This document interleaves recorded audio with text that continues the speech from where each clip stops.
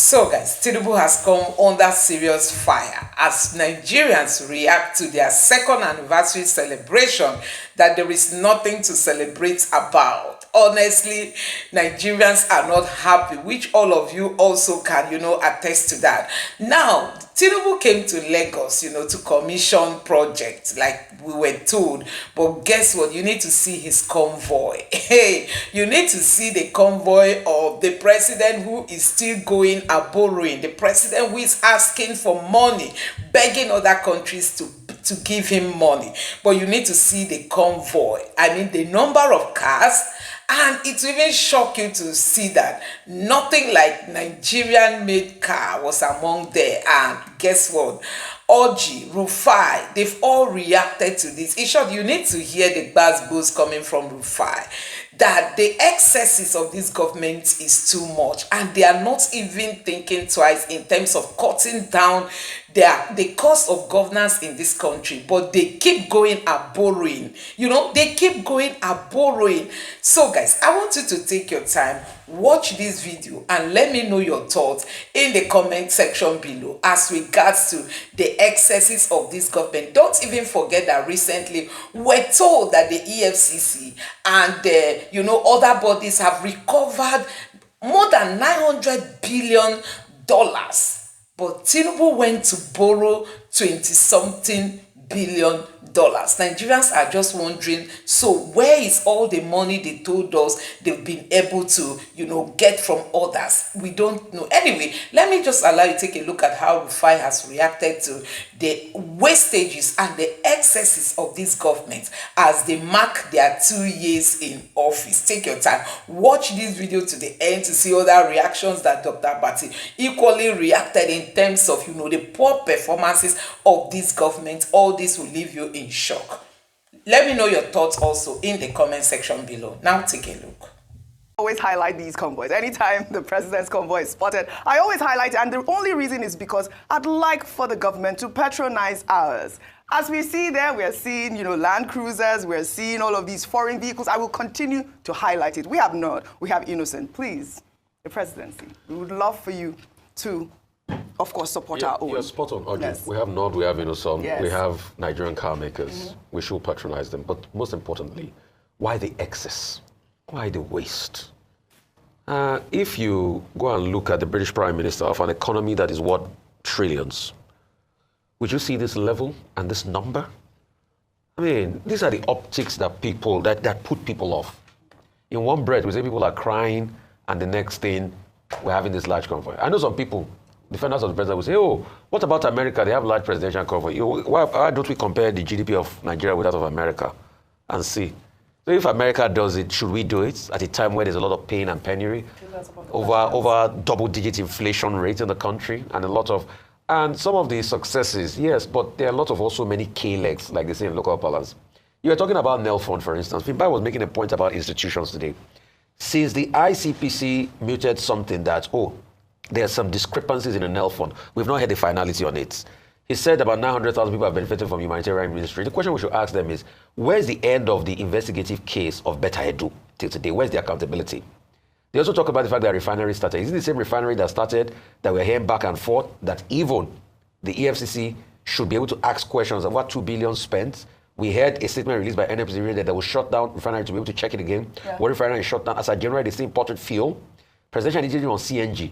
Where is the pervasiveness of CNG? How many CNG stations can we get on the island as we speak today? I went with that initiative. I got, the CNG car. I drive an Innocent. But where's the availability of the CNG car? So, I mean, it's a mixed story. And I'm just saying the both part of it. The food initiative. Money for, they are going to open up the border for food and everything, and all of that. Finbai always talks about gradualism, and like you said, subsidy gone. What you told us then, that the money saved from subsidy will be used to be able to reflate the economy. Today, we are taking a lot of loans. Over 45 trillion, about 45 trillion is what we want to take. We've taken so many loans. We celebrated the COVID-19 loan by IMF, but we have taken more loans at the same time. The GDP, the fact that we devalued the currency, the GDP has tanked in about 200. So, you see, I have been vindicated because even somebody that almost cast aspersions at me the other day that said, don't say that. The economy has not tanked on that, President Tinubu. You badly brought up little boy. Don't say that. He came on Dr. Abati's show And he repeated everything. In fact, he even said it better than me. All right. With renewed vigor. All right. Well, all right. Well, in the meantime, the presidency has clarified President Tinubu's request to the National Assembly regarding Nigeria's 2025-2026 borrowing plan, emphasizing that the president is not seeking a lump sum of $20 billion. Well, according to the special assistant to the president on social media, Dada Olusegun, the document sent to the National Assembly details a comprehensive 2-year framework for both federal and state government external financing. He also stated that the framework includes a proposal for the federal government to raise $2 billion domestically for infrastructure, adding that National Assembly approval does not mean automatic disbursement or full utilization of the entire amount. Vimbai, we saw the story trending. It's good that the presidency has clarified it, because obviously when we saw that amount, $20 billion, and only a few weeks ago they said they've cleared the debt of the IMF. You wonder, like, why is it? But now they're saying it's not just for the federal, it's also for the state, and the state needs support from the federal in order to borrow, internationally as well. Your take on this? Oje, I don't think it makes a very big difference. Okay. This is almost just, it's us. There's a popular term called mansplaining, right, when you're trying to explain something in different terms or maybe in more palatable words. Because in essence, everybody is going back to the MTEF document for 2025 to 2027 and the parameters stated within that document. But the concern around that document for me really is the fact that some of the assumptions, most of the assumptions that we've used to come up with our calculations are already null and void. So for example, we're using a $75 peg on oil. We're using over 2 million barrels per day projection for oil output. We're using an exchange rate of 1,400. So yes, as much as what is happening here, to put it in very plain terms, is that the president is saying that I need to be given room to borrow up to this amount. But let's look at the likelihood that we will borrow that amount. And I think that's where the conversation is really happening. What is the likelihood of that this debt ceiling will be reached, and what will it be used for? So in essence, we're still saying the same thing, is that the reality has now dawned on us that we will struggle to make it through the next couple of years without aggressive borrowing. So yes, this clarity is important because it's not a single loan that's that is being applied for, that's being dispersed, but ultimately it's saying that over the next couple of years, this is an assumption or a projection of the borrowings that will need room to make. So it seems to me different sides of the same coin. It's the $20 billion, isn't it? Well, in the same vein, according to budget, a civil society organization, the National Assembly inserted 11,122 projects into the 2025 federal government budget, totaling 6.93 trillion naira. Among these projects, street lights received the largest allocation of 393.29 billion naira for, guess what, 1,477 units. Based on this figure, it is estimated that one street light will cost a staggering 266 million naira. Can you beat that, Dr. Abati? Can you beat that? Let me take this WhatsApp comment that has been flying around. This person wrote, with the amount of streetlights in this 2025 budget, Nigeria is supposed to be the light of the world. 1,477 streetlights for 393.29 billion. That's 266 million per light. Are we installing the sun, Dr. Abati? Are we installing the sun? But there are other projects as well. Are we installing the sun? Yes. Part of the problem we have with the budgeting process is that the National Assembly, yes, they have oversight because it's an appropriation bill, which will be considered by the National Assembly. They then put their own issues into it, constituency projects, political projects. Now you are isolating the issue of streetlights. Where are these streetlights that they have been budgeting for a very long time? If you look at the breakdown by budget, you will see something called boreholes. Yes, 500 and they are spending billions of naira to build boreholes. 114.53 billion naira on boreholes alone. Where are these boreholes? Empowerment of traditional rulers, 6.74 billion. 32 traditional rulers. We have more than 32 traditional rulers in this country. If they are empowering traditional rulers, is the traditional ruler of Umukwaka I know him on that list? I'm going to Is he on that list? Is he going to get out of the 6.74 billion? And why are they empowering traditional rulers who are the direct responsibilities of the local government authorities, the Ministry of Local Government in those states? So some of these things are the reasons why Nigerians get really exasperated. Provision for security vehicles. If we check that budget for 2026, they will still make provision for security vehicles. Then you ask yourself, what happened to the security vehicles they bought last year? They will still make provision for boreholes. Is it that these boreholes just disappear after 1 month? And then they will still make provision for all kinds of projects. The whole thing about budget, which is an NGO, is about transparency and accountability. Which then takes me quickly to the statement by Dada Olusegun. Dada Olusegun is saying simply that the borrowing that government has talked about, up to about 4 trillion naira, is a rolling plan. That's the technical word. Rolling plan 25-26 medium-term expenditure framework. And the Nigerian government haven't paid the money they borrowed for COVID, right? And we celebrated that, although I thought the propaganda now in retrospect may look unnecessary. Yes. Now they are going. So you agree? No, the propaganda, the optics. No, the propaganda and the optics. The other argument about economics, I thought that was wrong-guided. But in terms of the optics, okay, you celebrated paying back money, and then shortly after, you are going to borrow another 4 trillion naira. However, the issue, to go back to budget, is about transparency and accountability. Yes. That money, even if you borrow it, they are borrowing from Europe, from Japan, from China, from World Bank, from everywhere.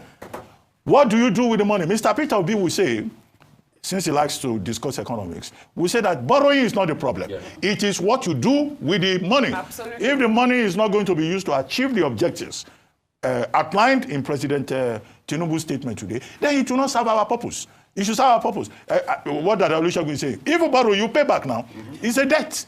Even the bond, the domestic bonds of $2 billion, is a debt. Absolutely. So how will it be managed? How are you accountable to the Nigerian people? And how will you pay back? These are the issues. You also ask them, what are the terms? What are the moratorium? What are the payback period? At what interest rate are they awarded? What's the burden of the debt? How long are you going to pay it for? These are the things we want to know. Well, because not only the multilateral source like the World Bank, there's Japanese government. The president explained programmatically that his administration does not intend to increase the debt burden. That even that borrowing will not increase the debt burden. He also addressed the issue. It will increase. Well, it that's will what he said. 183 trillion. Well, I'm quoting him. If that money comes in. I'm quoting him. I'm reporting what he said. Secondly, on the issue of benchmark, he also addressed that in his statement today. He said, look, they've worked out the details and that nobody needs to panic about the workability of the benchmark of $75 per barrel. But of course, there are different ways of looking at these things. Right. But that's what he said. All right. Well, so we can hold him down to his words. But to sum up, we do celebrate the president on the achievement of this milestone, his 2-year milestone. Congratulations, President Bola Ahmed Tinubu, and of course also all the governors that are celebrating their 2-year milestone today. We'll take another story now. Nigerians have taken to social media to berate the West African Examination Council after hundreds of students across Nigeria were seen in several videos writing the West African Senior School Certificate Examinations, originally scheduled for midday, late at night. The viral videos show the students hunched over question papers, writing with flashlights. Some parents who came in search of their children were seen condemning the misconduct of the exam body. Let's take a look. What's the name of this paper? People are still writing. See them now with wire calculator. Writing by night. After they will say Tinubu is bad. This is wickedness. Writing by night. The paper, they are supposed to bring this paper by 2. They stay till night. After they will say it's Tinubu.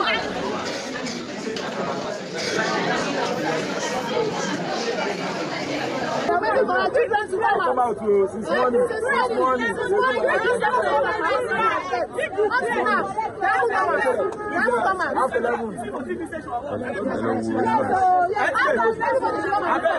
What they are doing to us is not good. It's not good at all. It's not good at all. What are they doing? What exactly is happening here? What is happening at the moment? That's the right question. What exactly is going on here? I mean, couldn't they have cancelled the exams, rescheduled the exams? First, we see the issues with JAMB, and now we are seeing WAEC. This is completely unacceptable. I've been getting videos flying around from different parts of the country. I got from Delta State as well. These students are writing their exams late at night. You know, when we started the show today, we started by doing an assessment of the administration. And in essence, my summary was that economic reform cannot prosper in a vacuum. it needs to be supported by institutional reforms. One of the pillars we looked at was education. And at this point, I think there needs to be some sort of marching order delivered to the Minister of Education, because the issues that have cropped up in this year alone, especially during this examination period, show that there's a state of emergency happening in the education sector that needs to be paid attention to. What is the logistical challenge? Yes, we know we have a huge population, an overwhelming number of children who are most likely going to sit for these exams. But why is it so difficult to come up with logistics that will ensure that these children can write these exams in free and fair and conducive environments? I saw in Ebonyi State, I saw Taraba State. No, it's a widespread thing that we're seeing. It's unfair. What are you saying about the future of these young people? Their mental health, their prospects after this. Even as a graduate, it's already difficult to see what your future looks like. Now you're trying to take this opportunity away for them to further their education. So this needs to be investigated. Yes. The same way the issue with JAM was investigated. Yes. We're not going to wish this away. I hope the Minister of Education has taken these videos seriously and will now speak to the various people who are responsible for this, so that this can be addressed. And possibly it looks like these students may need to resit for these exams as well, because these are not fair conditions. All right, Dr. The Federal Ministry of Education has already issued a statement to say that this is completely unacceptable, and we agree with the Federal Ministry of Education on that score. What should follow should be a proper investigation of what happened at Unity Secondary School, Asaba, what happened in Ebonyi State, what happened in Taraba, what happened in Okeafa Senior Comprehensive High School, where students were writing English language examination yesterday up till almost 12 midnight. Yes. Yesterday they had 3 papers. English language, English. The essay at 8 a.m., the comprehension and whatever at 11 a.m., the test of oral English at 3 p.m. But in many of those schools, nobody wrote any examination in English language till 7 p.m. They were using torchlight. They were using flashlight. It's unacceptable. And those who are responsible for this should be sanctioned. Yes. They should be punished. In fact, the integrity of that English language exam that was written yesterday has been called into question. Absolutely. And they should cancel that exam and reorganize it, because there's nowhere under the rules, WAEC rules, that says that examinations can be written at midnight. Well said. It is unfair to those children. Well said, Dr. Abati. This stands condemned. So guys, like I told you guys that Nigerians have been reacting that, EFCC recovered more than $900 billion, while the Tinubu's government is rushing to go and borrow 20-something billion. Nigerians are asking, where is the money that the EFCC recovered? Where is the money that the EFCC recovered? This is coming at a time when we're told that Tinubu, who is the owner of Owandu, his company's, interest, or let me say the worth of his company has drastically increased. People are wondering if it is Nigerian people's money that they are using to increase the value of their company. Now, this person posted and said, since the EFCC has recovered $967 billion, why can't they borrow Tinubu 21 billion?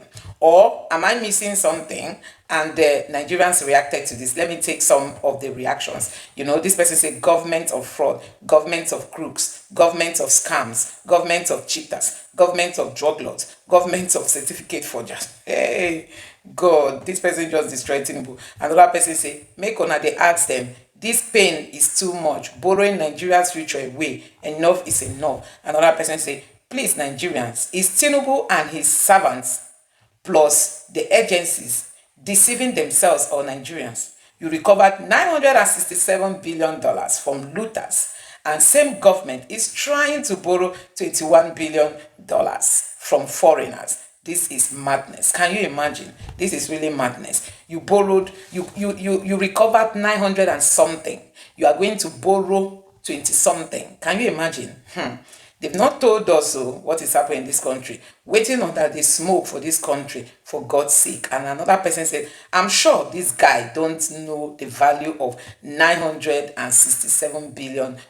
He's trying to say, if you know how much is that money, you will shake, you will quake. This person said, lies like truth are like pregnancy. Lies like truth are like pregnancy. They can only be temporarily hidden. They can only cover for a while. That amount is bigger than the whole of Nigerian economy times 5. Our 2023 nominal GDP. This person is saying audio recovery. This person is saying they can't because the money has entered voicemail. This person say simple audio criminals. This person say good question. Queen, take a quick DM peep. Another person said audio looter phone. So all these people are just reacting to the Tinubu's government. And somebody posted what Bualadane once said, that even if you give Tinubu 30 years, nothing will work. Coming from Buala Dane, EFCC recovered $967 billion, but Tinubu wants to borrow $21 billion. Nigerians have been reacting. What is all this? This person say Yahoo guy, aka Tinubu. So Nigerians are really reacting to this news. So guys, I don't know what you make of this. Let me know your thoughts in the comment section below. Tinubu wants to borrow 20 something, but he has recovered 900 and something. All this in dollars, in billions. Let me know your thoughts about this in the comment section below. Please don't forget to subscribe to the channel, turn on the notification bell. Please give this video a like so that YouTube can recommend it to others, and drop your thoughts in the comment section below. Thank you.